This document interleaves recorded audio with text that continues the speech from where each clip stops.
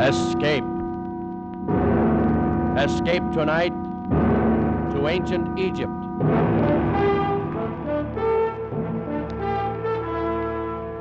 The Columbia Broadcasting System and its affiliated stations presents Escape, a new series of programs of which this, the sixth, is The Ring of Thoth by Sir Arthur Conan Doyle, produced and directed by William N. Robeson.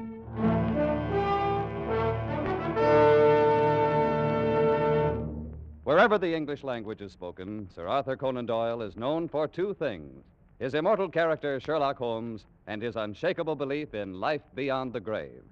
So great is the stature of Sherlock Holmes that Conan Doyle's earlier stories are all but forgotten. Stories like The Ring of Thoth, which so clearly anticipates the author's later fascination with spiritualism. We invite you now to escape to ancient Egypt and The Ring of Thoth, an adventure told in the words of John Vansittart Smith, British Egyptologist.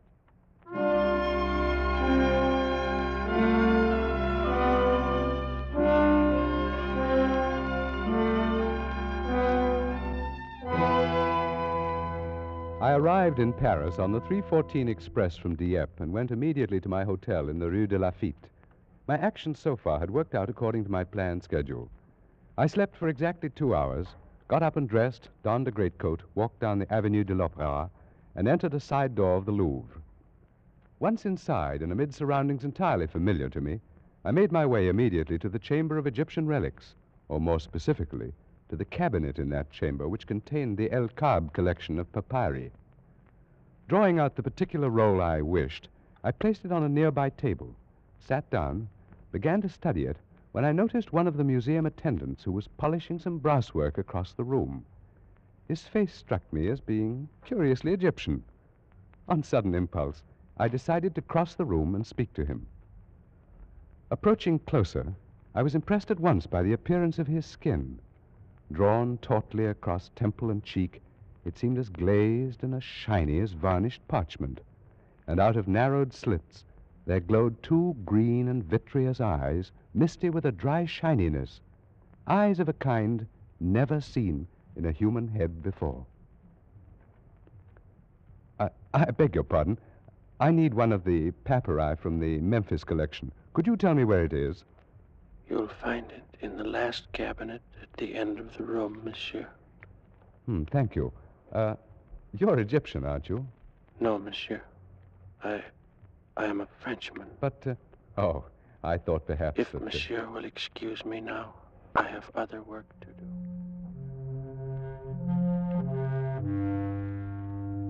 I went back to the table and took up the papyrus I had been studying before. But my former calmness in translating the intricate hieroglyphics was gone, and out of the depths of my mind welled a feeling of terrible familiarity. I concentrated more deeply on my studies, pushing aside those thoughts conducive to mental turmoil, and at last, worn out by the inward struggle, I fell asleep.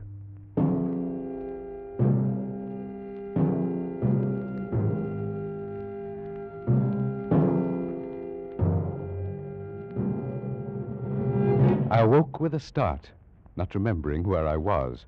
It was quite dark for a moment. Then gradually my eyes focused on the glints of moonlight reflected from the glass tops of specimen tables, from the shiny varnish of the mummy cases, and I realized with a feeling of sudden dread that I was alone in the Egyptian room of the Museum of the Louvre, locked in for the night.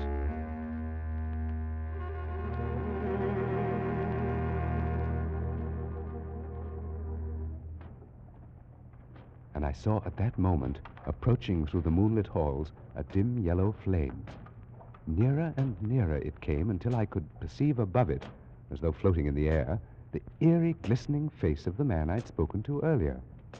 I shrank into the dark shadow of my corner, and he passed without seeing me, stopping before the mummy cases a few yards away. Scarcely daring to breathe, I watched him place the light on a table and begin feverishly to examine the tags on the specimens. In a moment, he gave a cry of delight, and, drawing one of the mummies from its resting place, laid it on the table in the full glow of the lantern and set to work. He was unwinding the wrappings from the head of the corpse. A few turns revealed a tumbled cascade of black curls.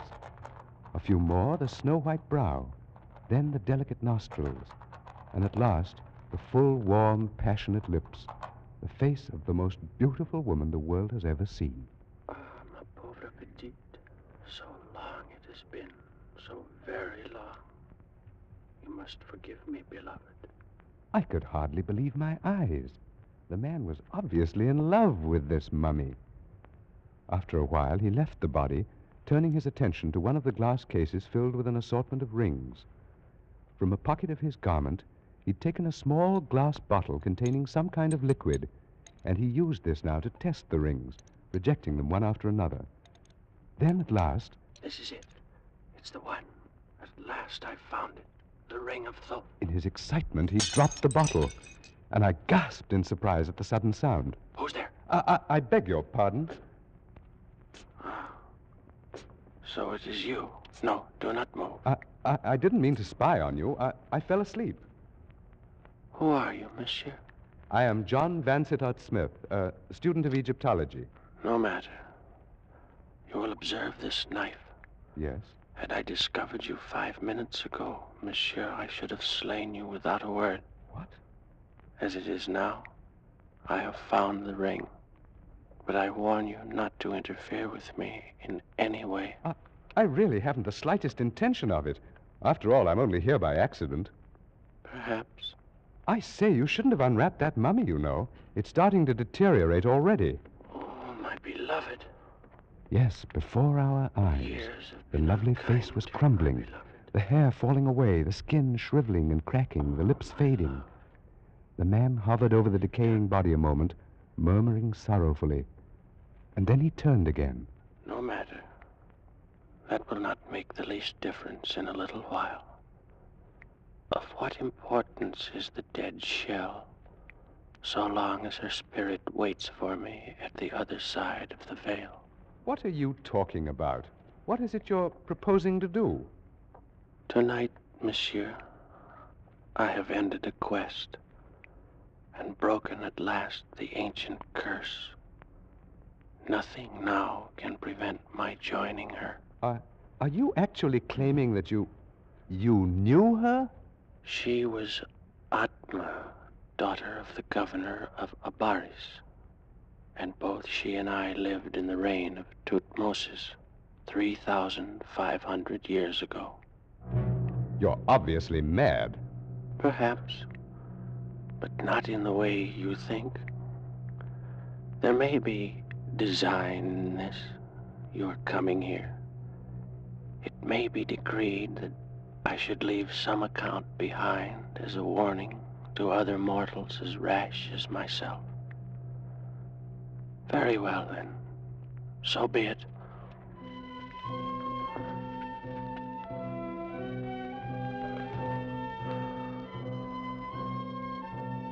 I am, as you surmised, an Egyptian. My name was Sasra, and my father had been the chief priest of Osiris in the great temple of Abaris, which stood in those days upon the Bubastic branch of the Nile. I was brought up in the temple and was trained in all those mystic arts and sciences known to the priesthood.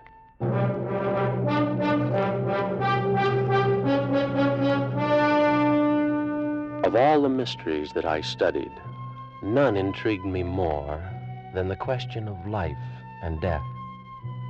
And even to this question, in time, I found an answer. But for a man to live beyond his allotted span of years, Master Sastra, the gods have not so ordained it. Then perhaps they will have to revise their ordinances now that I've discovered their secret. 'Tis not well to jest. I tremble, for though I've labored in your service for a year, I knew not the goal of your endeavors. May Osiris forgive me. Ah, what a pity you look upon it this way. For I'd thought that in return for your assistance, I should grant you, too, the gift of centuries of indestructible life. I would not have it, Master Sastra, and I beg that you, too, forgo it. Forgo it? I introduced the fluid into my veins 1 month ago. Oh, no. Then you are lost indeed. Lost? Do you call this being lost? Let's see now. My heart should be about here. Oh, that knife. No, don't. Master, you've killed yourself. Not at all. See? It bleeds a little. But in a while, the wound will close up. And that's all. It's immortality. No, I shall not live forever. But for 5,000, perhaps 6,000 years, I shall be immune from all dangers of violence, poison, disease, starvation. You cannot die? Now, with this fluid in my veins, nothing in this world can end my life. Dothra, are you there? Someone calls. It's Parmes, the priest of Thoth. In here, my friend. Enter. Oh, greetings, Sosra, master of sciences, and his worthy assistant. If you will excuse me, masters, I go to make my peace with Osiris. What's wrong with your helper, Sosra? The thought of a well-nigh eternal life has frightened him into gibbering superstition. Then you still believe in the discovery? Believe in it? Parmes, my friend. Look. By the heavens, what a scar. It pierces the heart. It was done only a moment ago with this knife. See? I can put it back in the wound. So. You suffered no ill effects? None whatever. And if I turned the knife in the wound, that would do you no harm? You may try it. I feel nothing. I walked last week in the snake pits by the river, was struck innumerable times. It caused no harm. By the great Anubis. Will you have it then? Out of all Egypt, I have chosen only you, my friend, to share the gift. But the choice is yours. I'd be a fool to refuse, Sosra. I'll have it. And now, what must I do? First, we must open a vein in your wrist, like this. Oh. Then, we drip the elixir slowly into your bloodstream. Steady now. I don't feel anything. There is no sensation. It is done. So simple? There is nothing more? That's all. And now done, it can never be changed. It seems incredible, supernatural. It's no more than a chemical discovery, but with it, while all this about us passes away, you and I, Parmes, will live on for 50 centuries. Think of it, my friend. 5,000 years of life. 5,000 years. Only the two of us. Listen, that noise. Some procession must be passing in the street. I have an idea what it may be. Come on over to the window. Beloved of heaven, clear the road, stand back and make way for the loveliest pearl of Thebes. She's being carried on the shoulders of slaves, Parmes. She must be some woman of rank. Her name is Atma. She's the daughter of the new governor. Her curtains are drawn back. Perhaps we'll have a look at her. Oh, Parmes. Mm-hmm. Is she not beautiful? She is the most desirable, the only utterly desirable woman I've ever seen in my life. Yes. I saw her yesterday at the temple. Then you're most fortunate, my friend. You've had 24 more hours to dream about her than I have had. I must know her, Parmes. I must make her love me. I'll send gifts. I'll call on her tomorrow. Oh, it has to be then. I couldn't wait any longer than tomorrow. A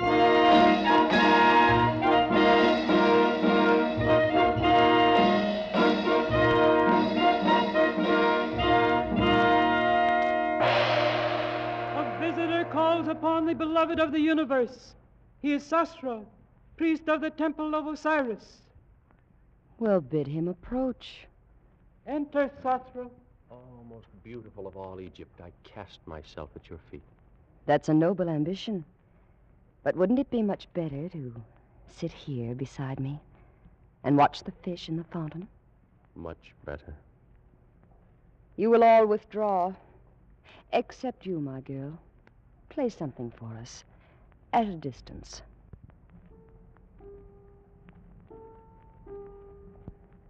Well, Sasra, for so I understand you're called, am I to deem this an official visit by a master of the temple?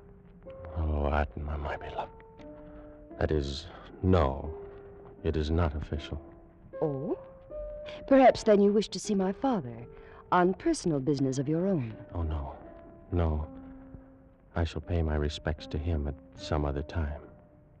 Then could it be I you've come to see? Yes, yes. And since you've said the visit's not official, your reason must be a personal one. Oh, it is. Well, what is it? Atma, I have known women who are famed for their beauty throughout the valley of the Nile. But not one, not all of them, are so lovely as you. How thoughtful of you to come here and tell me.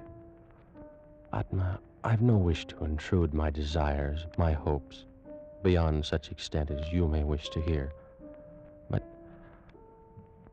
oh, I'm finding this very difficult. Sasra, I've been told that you're a master of science, that you've unlocked the secrets of the universe, learned all the mysteries of nature itself. Your informants have been most generous. Yes, I'm inclined to think so. What? Because you've discovered nothing at all about such a simple thing as a woman's heart. What do you mean? I come from Thebes, and the women of Thebes are warm-blooded, passionate, and we know what we want. Atma. I saw you first 3 days ago.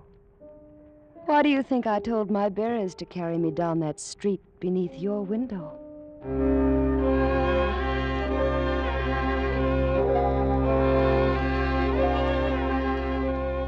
And so, miracle of all miracles, Atma loved me.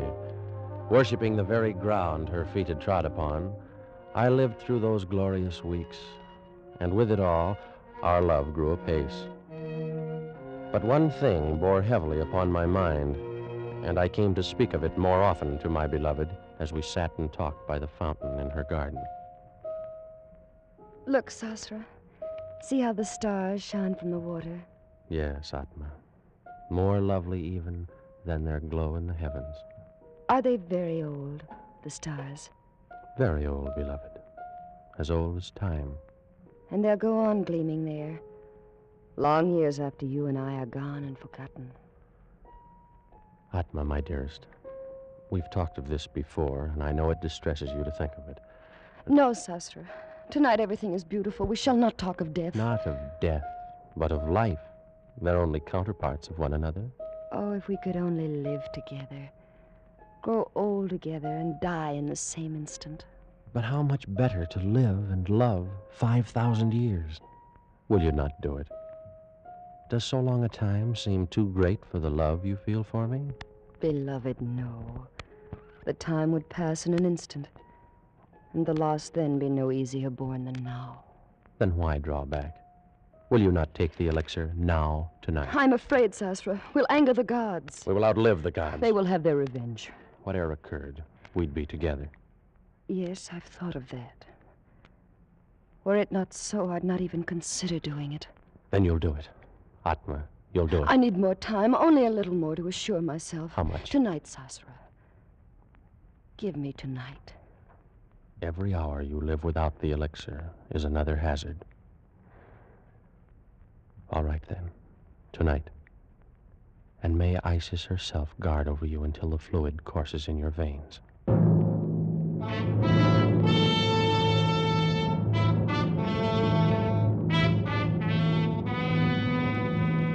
And so, on that accursed night, I went to my chambers and slept. And while I slept, the moon of Isis shone over the delta of the Nile. Shone but to light as foul a scene as was ever done on earth. Some hours had passed away. Master Sorcerer! Master Sorcerer! Awaken! Master, awaken at once! You know, who is it? Oh, what a terrible thing has Let me turn transpired up the this lamp. night. You're one of Atma's slaves. Why do you come here? Oh, Master, Master. What has happened? What's the matter? Speak. It is she, the light of the world. Tell me what has happened to her. Master, Master. Brigands came in the night.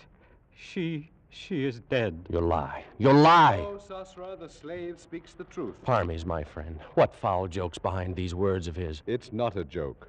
Atma is dead. You, slave, depart from us. Yes, masters. By your gracious leave, I depart. Such a thing cannot be.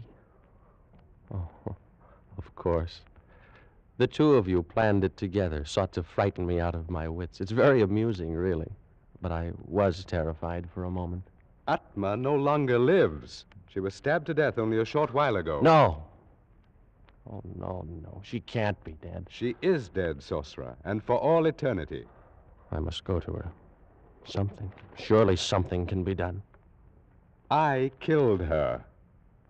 What is it? What has happened?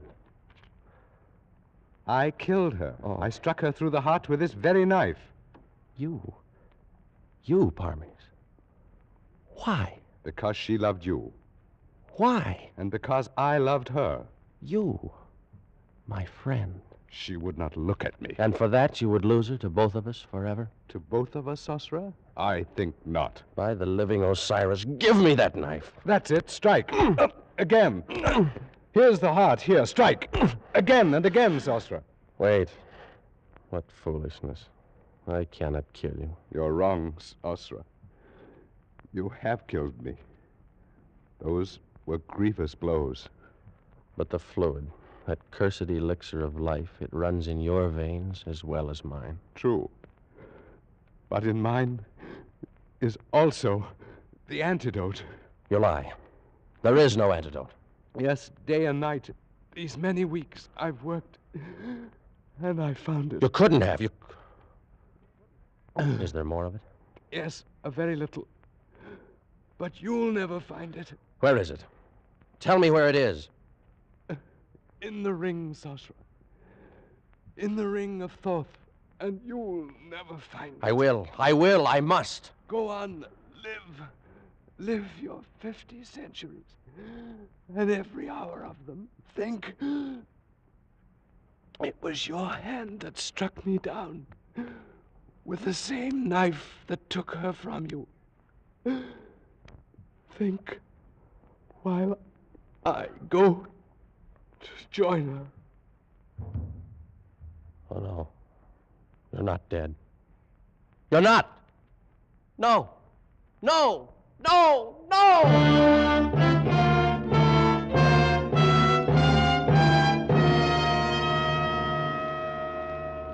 For months, I searched the papers, test tubes, and the chemical flasks in the chambers of the dead priest of Thoth. Searched and found nothing. I sifted the sands where he'd walked, questioned his slaves and servants, and learned nothing. Every moment of my life, my terrible and unwanted life, was devoted to an unceasing hunt for the ring of Thoth, and all to no avail. And in time, a horde of barbarians overran the city of Abaris. And the sands of the desert buried forever the last of my hopes.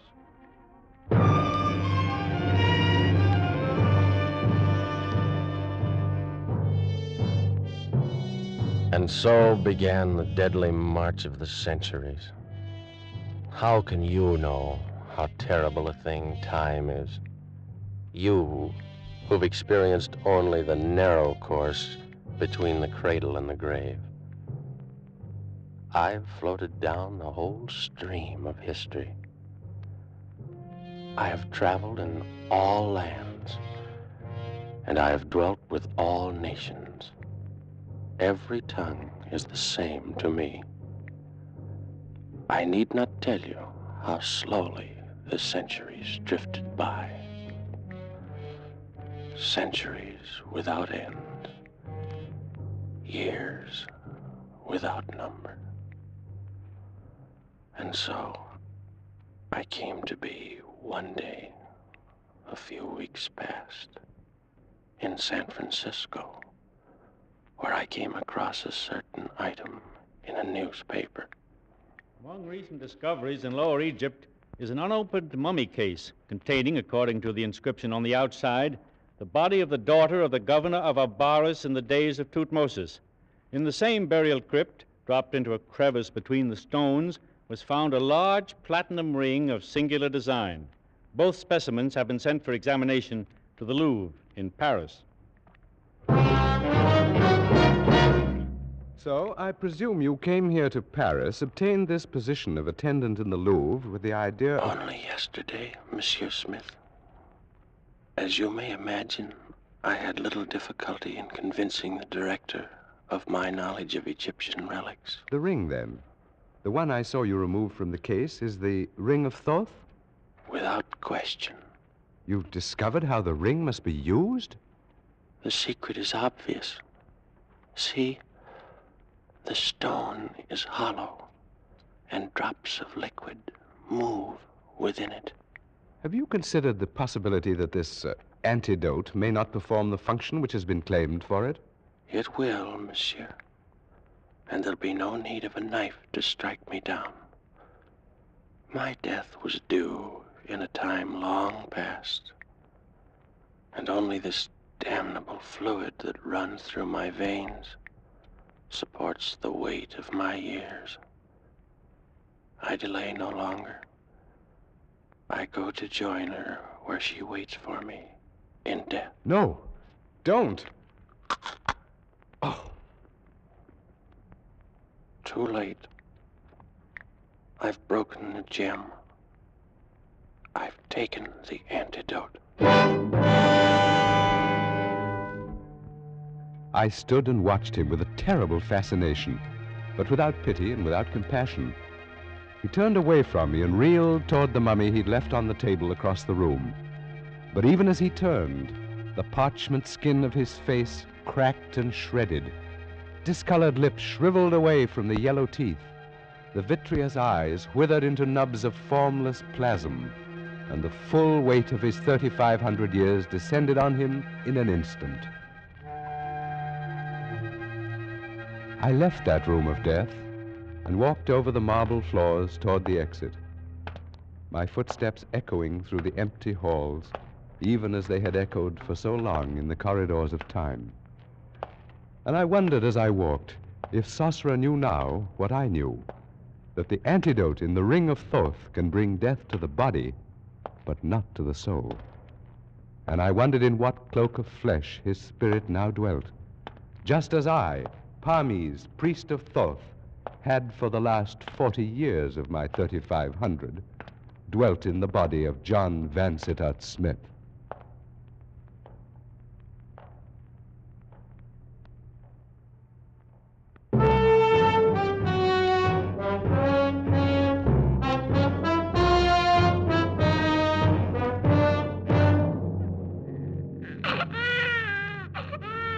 Doctor, he's so little and so red. Well, now, he's only 2 days old. But he doesn't look a bit like either his father or me. Give him time, my dear.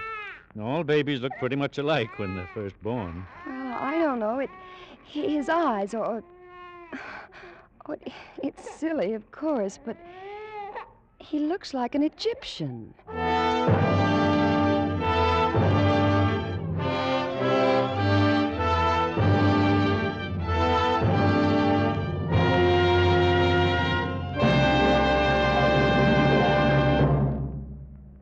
Produced and directed by William N. Robeson, The Ring of Thoth by Sir Arthur Conan Doyle was adapted for radio by Les Crutchfield, with Jack Webb as Sosra, Thomas Freebairn Smith as Vansittart Smith, and Joan Banks as Atma. The special musical score was conceived and conducted by Cy Feuer.